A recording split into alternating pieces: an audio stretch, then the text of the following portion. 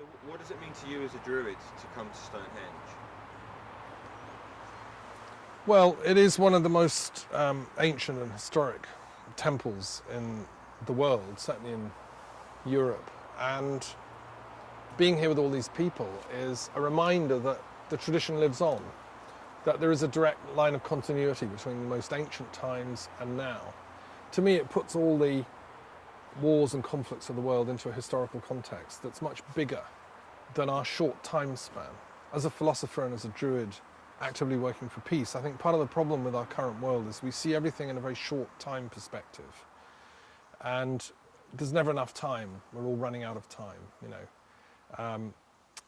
and, a lot of the religious wars are all because it's going to be the end of the world soon, And everybody's scrabbling like in a musical game to get the chair. Whereas coming to Stonehenge, it's like you plug into real time. You plug into the ancientness of the cosmos and human history.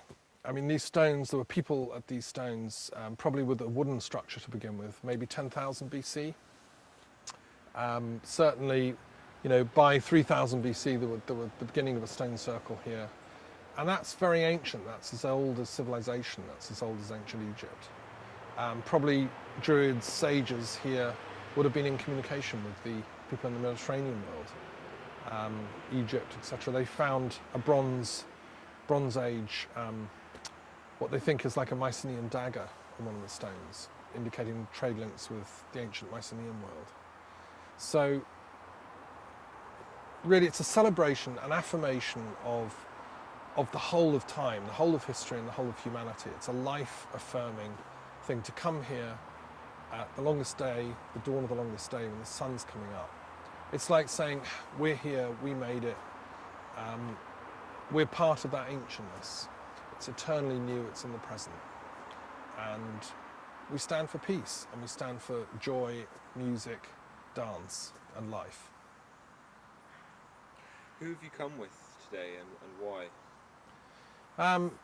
Various friends that I've met up with. I mean, I haven't come this year as an organised part of a peace mediation process, which I did the first 3 years that the stones are reopened.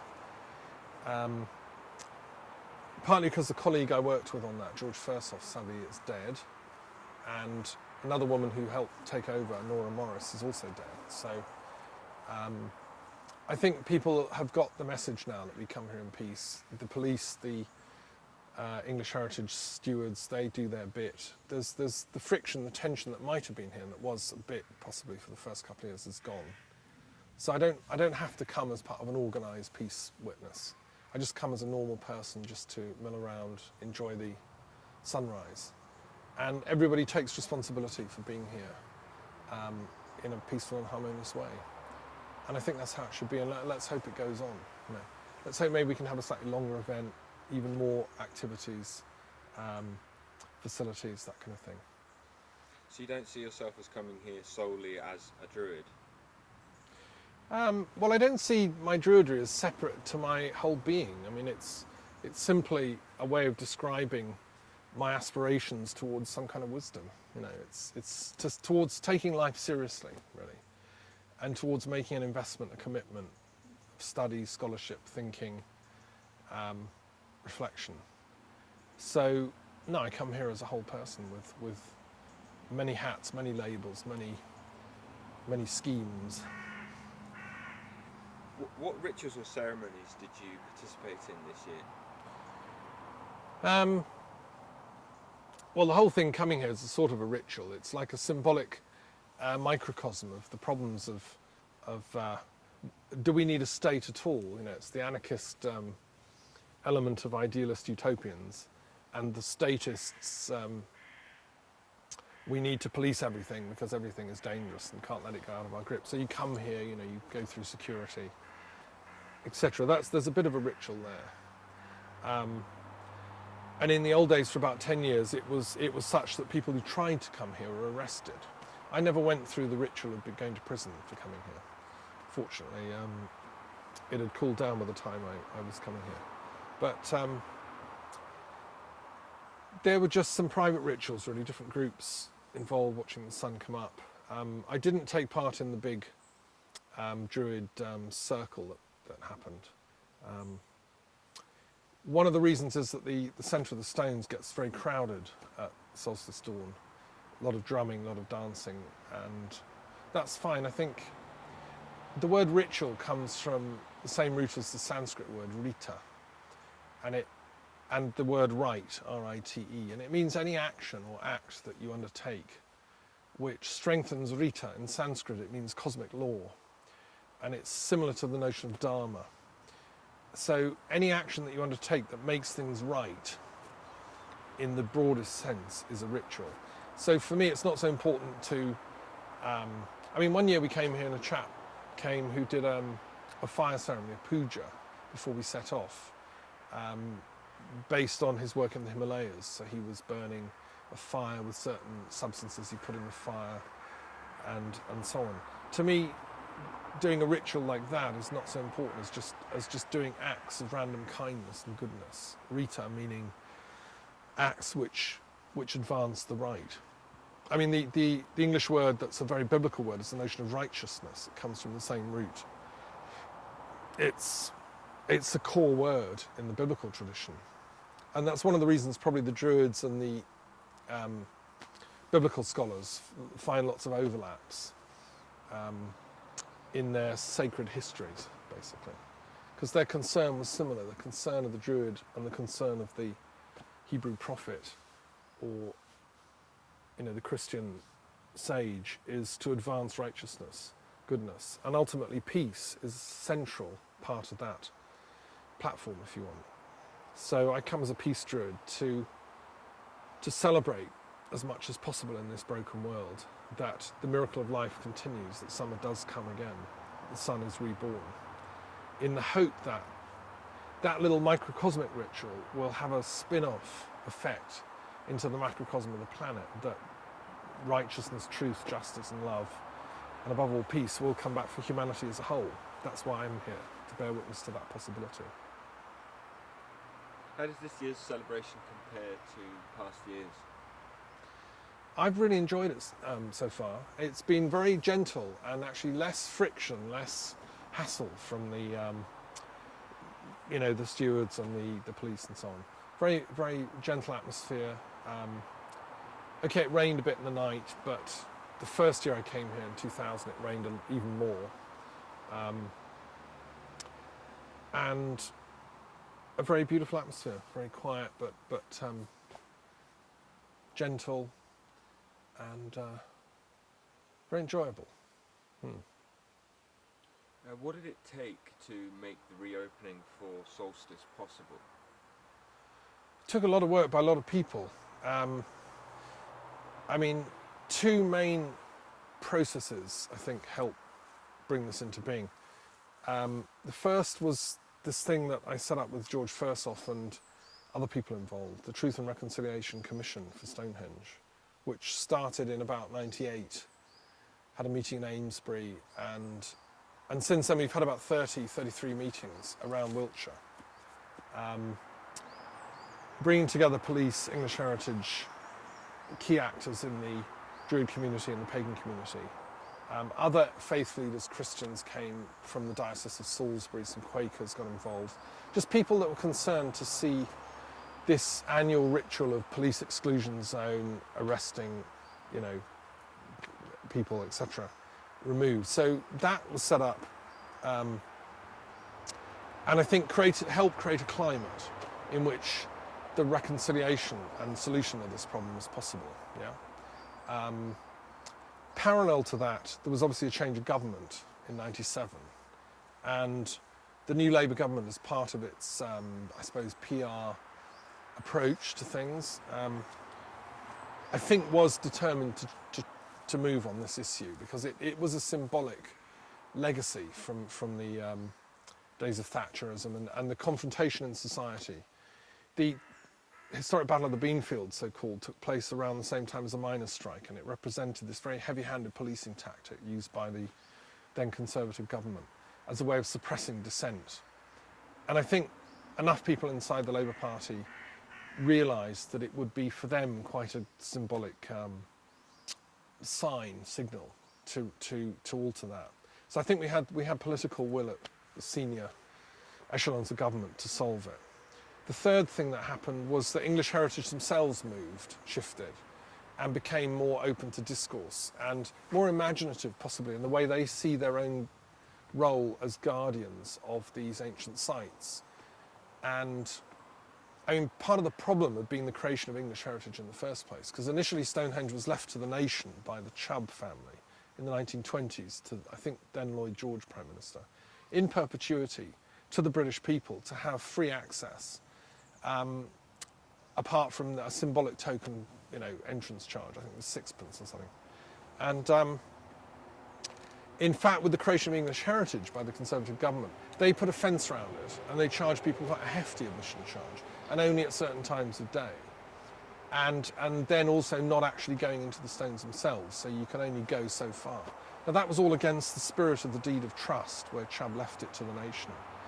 And I think that's one of the reasons that people felt so aggrieved. And English heritage themselves had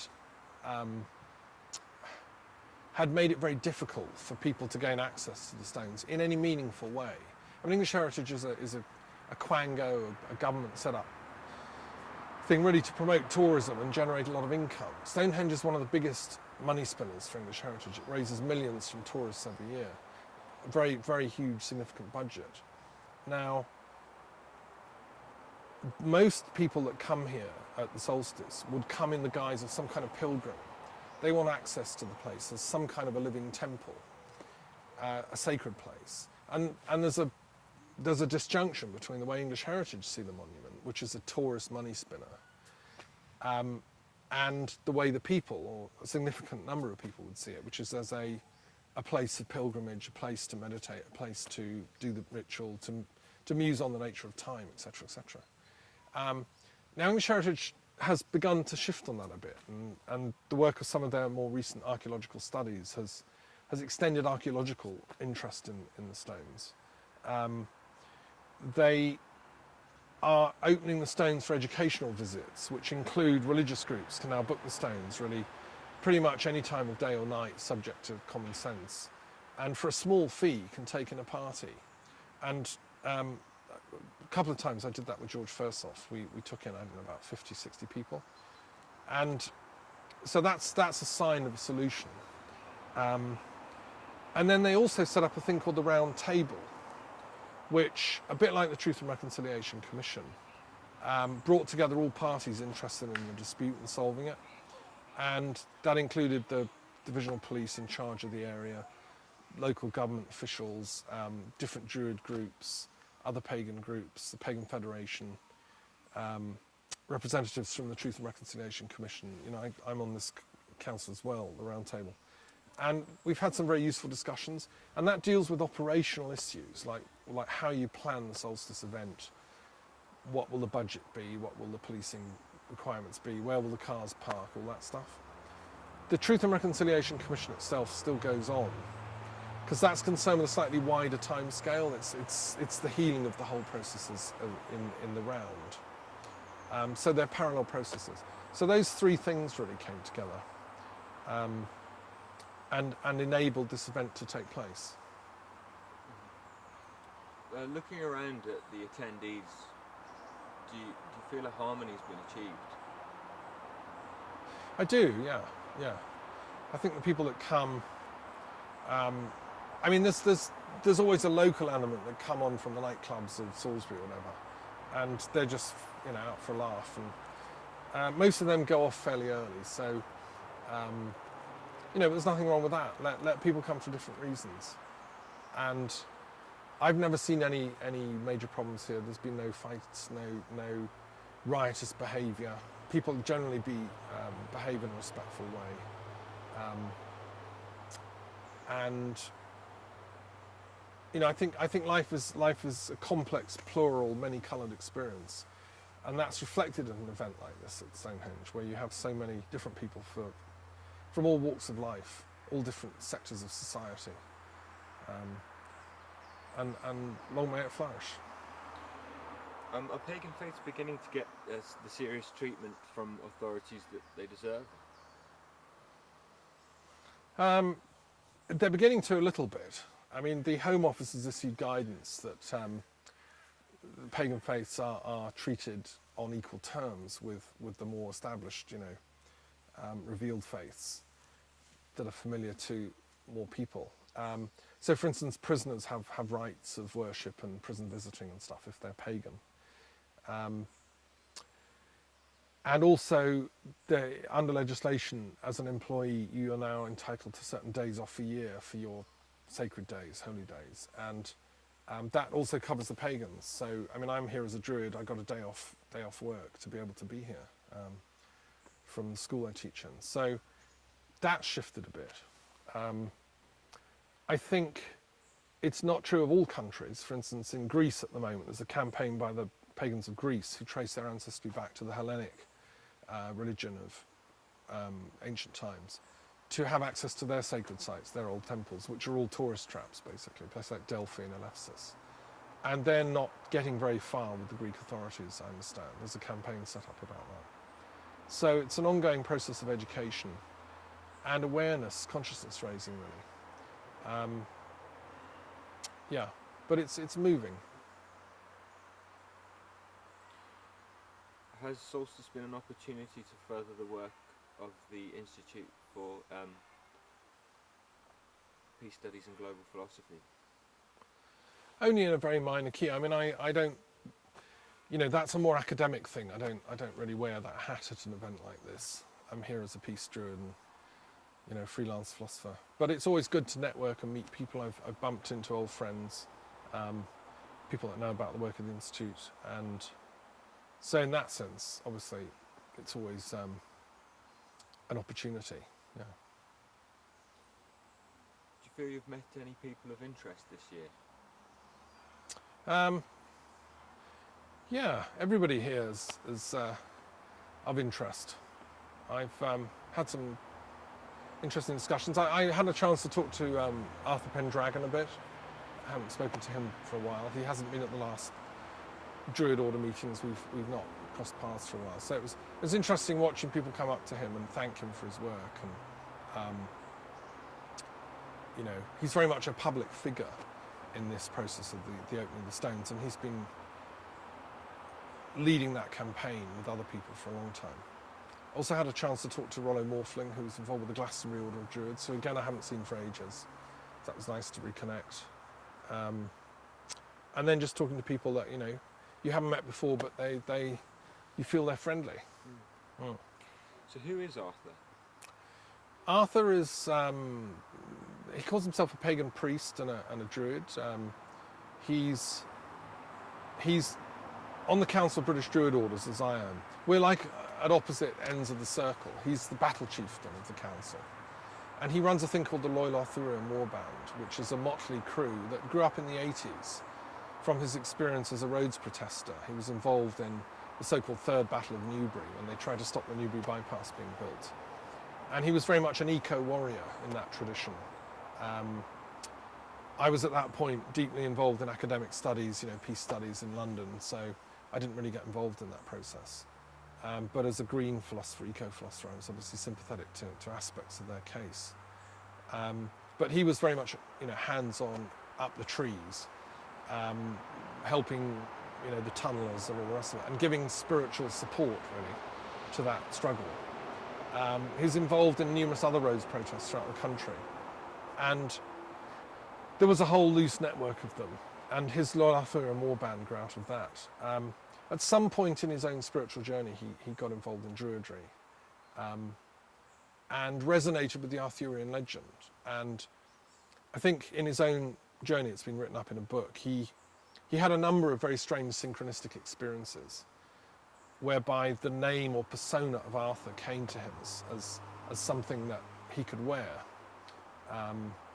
And he came by the sword Excalibur, which he uses for his ritual work, which is actually the sword that was used in the film Excalibur, made by John Borman. And a number of strange experiences happened that convinced him that it was time for Arthur to return to Britain. Now he's carrying that persona, that archetype. Now some people say he's the reincarnation of the original King Arthur, but But Arthur himself, when you talk to him, is comfortable about whatever interpretation you want to put on that. If you believe in reincarnation and are comfortable with that notion, then you might want to see that as a fact. If you believe simply that it's an archetype, maybe there was no historic King Arthur, but it's a kind of role that somebody can play for the protection of the land, for the goddess of the earth, then he's playing that role. I have an open mind. I've met several Arthurs in my time, and in a sense it doesn't matter who is the real one. What it matters is what they do. And certainly this Arthur has earned his right to be taken serious, I think, as a eco-warrior and as a Druid elder. He's spoken up a lot for the rights of Druids and also other pagan communities around the planet. He's got links to the American Indian community, the Australian Aboriginal community, and some of their struggles over land access, the preservation of their sacred sites. He's been an international figure in that sense. Yeah. And he's just a nice bloke to spend an evening with, Is there anything else you feel we haven't covered, or anything you'd like to say? Yeah, there's a couple of things about the future of the stones. Not just this particular ceremony at the solstice, but more widely. I mean, there's a big campaign at the moment, project. Two important things are happening with the stones. One is they're talking about changing the traffic flow and the road systems around here. And there's a large scheme, really, to put the road into a tunnel or to divert the traffic in some way. So that's one thing that needs sorting. The second is that there are plans to build a huge visitors centre a couple of miles away from the stones, down near the Countess Roundabout at the entrance to Amesbury. And then actually bring people up to the stones on probably a little mini train or coaches, so that you won't be able to drive close to the park and then go in anymore. And the other plan that goes with that is the idea of making the whole thing into a kind of theme park. If you put the roads underground, you could put the whole thing back to grass and then try and revert it back to what it would have been like, say, in the Bronze Age heyday. Have this visitors centre like 2 miles away, which would be a little museum. People go around and look at, stuff to do with the stones, and then they come up and have the actual experience. So I've got some views about that, which I've put to the round table. I've put to the planning department, Salisbury Council, which is approving the scheme or not.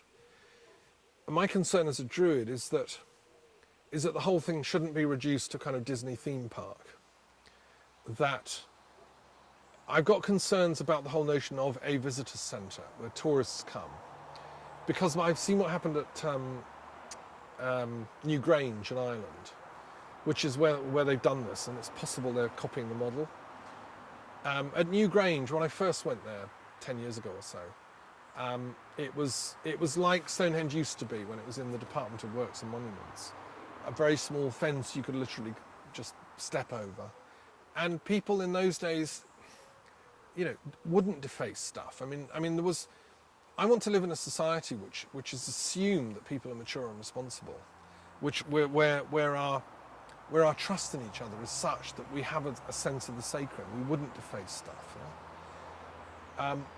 What I would like to see at Stonehenge is somewhere in the vicinity, within a few hundred yards of Stonehenge. I'd like to see a wooden henge reconstructed. There used to be a wood henge near Stonehenge in the old days, which would be like a little temple for the living Druid community, living pagan priests, to actually live there 24/7, 365 days a year. And maybe, in the style of the ancient Celtic tribes, cultures that were around when Stonehenge was being built. We could staff that on a rota from the Druid community in Britain. People could opt to do it for a week, throughout the year. And they would be like guides, if you want, to the stones. And that would be for the genuine pilgrims that want to come, want to spend some time meditating. There could be a library, there could be a study area there, where people could actually take time to be with the stones, and to reflect and pray.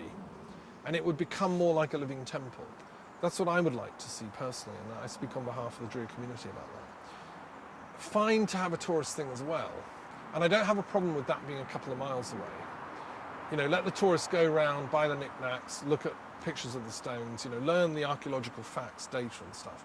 But there should also be a pilgrim centre closer to the stones, manned and actually lived in, by devotees, if you want, of the ancient wisdom.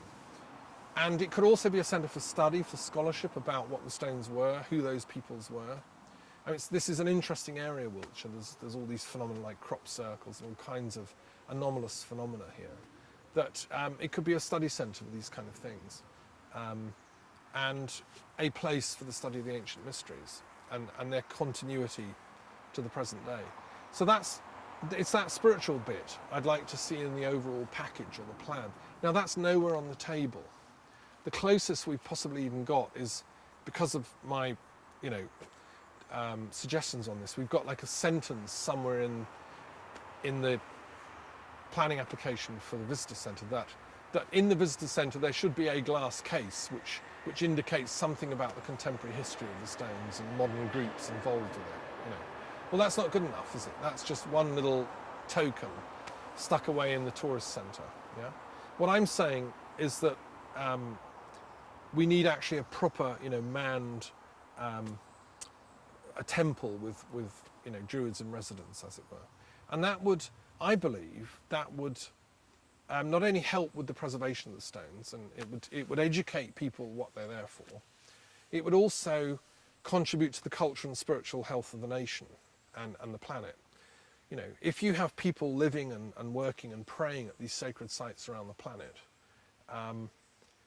we build a grid, we build an energy network of good work that the planet sings, in harmony with itself. We create peace. So to me, that's I long for some sign from the authorities that they might realise that. And I mean, it can be an interfaith centre. You could have Christian pilgrims there. You can have Hindus. I mean, the Hare Krishna group come to the stones at the summer solstice. They've been here, they're here at the moment singing away. So it would be a place for affirming all spirituality, not just particular traditions. The Druid tradition is a very broad church, which encompasses, from a lineage of ancient wisdom, all wisdom, So that, and the other thing I'd like to be in that sort of pilgrim centre would be an exhibition or some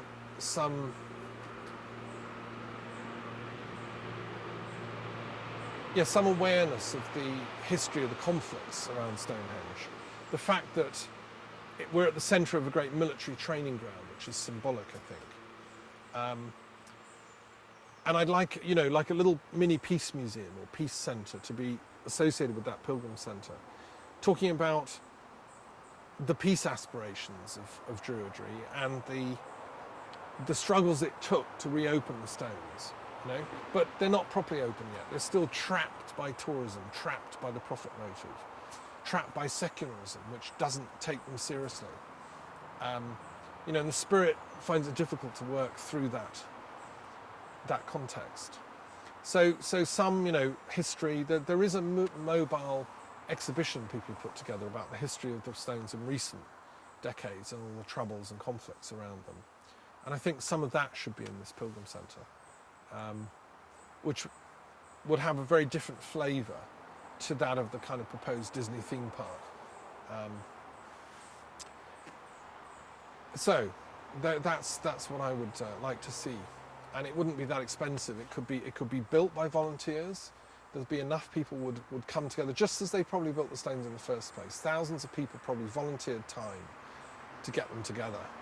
We could do the same with a Woodhenge, building a structure that would be sheltered from the elements, so you could live and work there, in all seasons. But there'd probably be a central courtyard open to the elements for fire, and open to the sky. We could probably put that up in a few weeks, with timber donated. It would be a fantastic sign of the rebirth of our nation from the chaos and troubles of the past. And it would be a place for, every night of the year there would be a party there, a celebration. There'd be an Eisteddfod, there'd be poetry, there'd be music, dance and song, I've wanted a Stonehenge, like a poetry festival, like an Eisteddfod, which could take place there as well. Because the Druid tradition is very much about the arts, about creating peace through beauty. So it would be a serious venue for ongoing creativity in the arts, There's a huge festival already at Salisbury and other places nearby, the Cheltenham Literature Festival and so on. But let's have a sort of a popular arts festival here at Stonehenge, which is probably what the Stones are put up for in the first place, a place for the community to celebrate and affirm its own creativity. So those are some things I'd like to see done. But sadly it might take a few more generations to get that together. But the Stones will wait, they're very ancient. What you just said seems to me to be in keeping with your approach of living philosophy, so Stonehenge is a place that needs to be lived. That's the point, yeah, absolutely, yeah. It's not just sort of, the past is not something you just need to come and watch and look at from a comfortable lens of a distance. It's something life is meant to be lived, isn't it? In all its variety and beauty. And we need more spaces where that can happen. One of the problems with our urban spaces, which architects and urban designers have realised, there's very few places you can actually live in our cities. Look at the success of Covent Garden in London. It happened because it was a place people could go. So you go there are jugglers, there are street poets, there are people doing pavement art, etc. In the struggle that's going on planet Earth at the moment, Freud put it down to the struggle between Thanatos, the death wish, and libido, the life urge, right? That's a simple but an effective way of putting it. So if you're going to follow the path of life, if you're going to say that on the whole, we want the libido, the life energy, to win in this process, and we don't want to go down the route of Thanatos, we don't want to end up in a global conflagration of death and destruction, then you have to take concrete steps to make the life energy breathe, to give it places where it can, can combust, shall we say, naturally. And that means creating what I call, instead of terrorist activities, I call joyous activities, which is the counterforce to terrorism. So if you're going to have, the old Stonehenge Free Festival, that was a joyous kind of manifestation, which because of the times, collapsed in on itself and was forcibly blocked. If you're going to bring something of the same spirit back at a more sophisticated level, which would not run the same dangers that it did in those days, then it can only help affirm those life forces, and the threat that the planet is suffering from terrorism can only be countered by affirming life. This is why the notion of a war on terrorism seems to me to be actually feeding the very fire you're trying to put out. You can't fight violence with violence. If you're going to adopt an intelligent strategy of non-violence in the style of the old Druids or of the modern day Gandhians, you have to fight violence with love, with compassion and with joy. You have to convince the guy who's trying to kill you that actually it'd be much more fun if you sit down and have a conversation, get to know each other, if you're friends, for eternity. That's the joyous route, the non-violent route. And Stonehenge to me is a microcosm of that struggle, that tension. And for too long, the agents of Thanatos have ruled this place. All around, the tanks, Rome, costing millions of pounds of taxpayers' money. All we peace druids want is, one small little temple spot where we can try the other route for a while. And I believe it would resonate out. You probably remember in the film Help, the Beatles began the film against Stonehenge with that very powerful song Help, That was like a call, really. And that call still resonates, We need to help the earth. And that's why the Stones are important. They can help it if we tend them in the right way and if we come with the right kind of present awareness.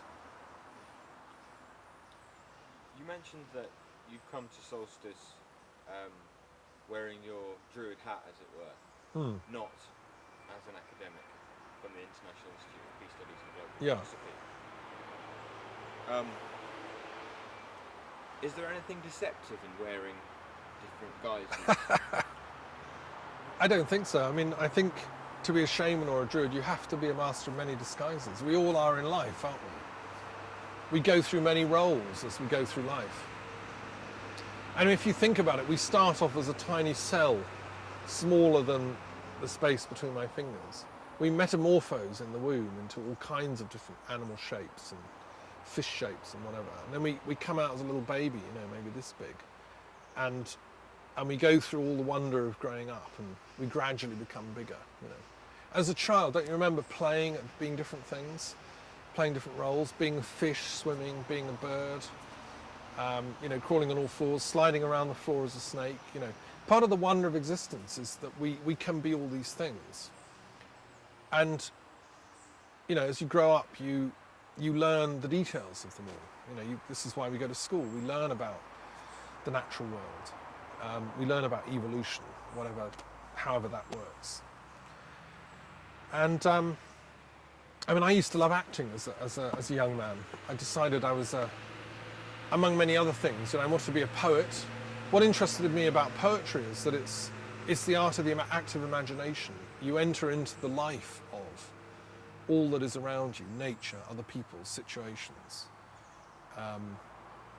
And the poetry of, say, D.H. Lawrence, his animal poetry, he gets into the heart of what it is to be a fox or a snake or whatever. And that's why poetry is important. It teaches that empathy, which comes through that imaginal process. As you grow up, higher studies. I think the world of philosophy taught me that life in all its complexity, all the different roles we play in society, we're all bounded by a common wisdom. And whatever role you are obliged to play in society, your human essence is universal, is common. And that's why the notion of human rights, respect for everybody, is so important. It seems to me love is the recognition of that across, the other is also the beloved. So the more roles you play, I think the healthier you are. I was very inspired by the Renaissance period in my studies as a historian. The rebirth of philosophy, the ancient wisdom coming back into Europe after the medieval period, which I think, although there were very great minds around in the medieval period who studied, say, Islam and Jewish thought, people like Roger Bacon, on the whole, most European Christian minds experienced a kind of constricting. It was like they were fitting the human psyche into a rule book. They were starting with the rules, the text, the Bible, whatever, and then forcing the human psyche to fit into it, constricting it. And I think the experience of most people, say going to church, to a Sunday morning service, is still that kind of constriction. It's like the whole of me is not welcome here. I have to keep something at the door. I have to pretend in some way. Well, obviously as a philosopher I made a decision years ago never to do that, never to constrict myself, to be true to the whole of me. So if I go to a church or a mosque or a temple, I will go fully as myself, with all my hats. But obviously you don't necessarily wear them all, you can't wear them all at the same time. You can't reveal truly who you are. We are all infinite. We are all the Godhead, if you want. But we are just ordinary people, as well. Just a teacher or just a milkman. And there's nothing wrong with that. So to me, it's part of the dance of life, is juggling all those roles, celebrating them. One of my great heroes, Taliesin, the ancient bard of Britain, writes these poems that actually encapsulate this dilemma. He says in his poetry, "I have been the wave that crashed on the shore at the first flood. I have been the song of the lark in the spring, in the morning. I have been the nail that pierced Christ's wounds.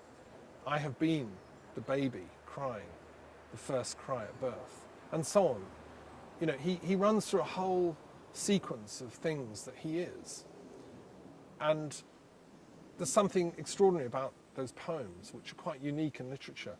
You do find echoes of them in Irish poetry. Emergim, a great Irish druid, who came with the first Gaelic invasions of Ireland, possibly around 1900 BC. he writes in a very similar style. It seems to have been a Druidic thing. You also, interestingly enough, get this in the Gnostic writings that have been discovered in Nag Hammadi, the very earliest Christians. Very similar language. It talks about Christ and about the place of wisdom as encompassing these many roles. I think there's a sequence put into the mouth of Mary Magdalene. I am the bride, I am the goddess, I am the whore, I'm the queen of the stars, I'm your lover, I'm your daughter, I'm your wife, I'm your mistress, etc. This through a feminine voice speaking. It's very similar. And it speaks to this, what I think is a universal human experience of being everything and nothing all at once, which is what makes life so interesting.